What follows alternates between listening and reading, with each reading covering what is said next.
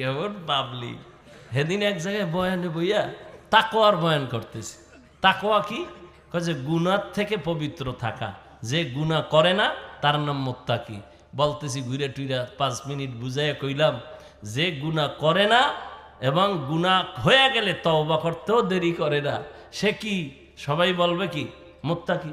একজনের সামনে থেকে হে কাফের। তা আমি কইলাম যে শীত বাড়লে পাগলও বাড়ে, ব্যাপারটা কি? বয়ান ফিরে ভাত খাইতে বইছি, রাত্রে খানা খাইতে বইছি, আমার সাথে আরো মাদ্রাসার বড় হুজুর ওই ওদিকে, কোন দিক তাও বলা যাবে না।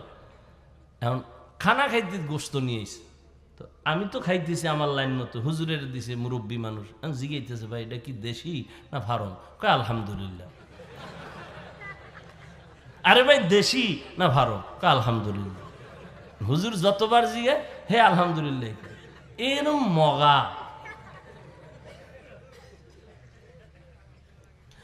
হায় হায়,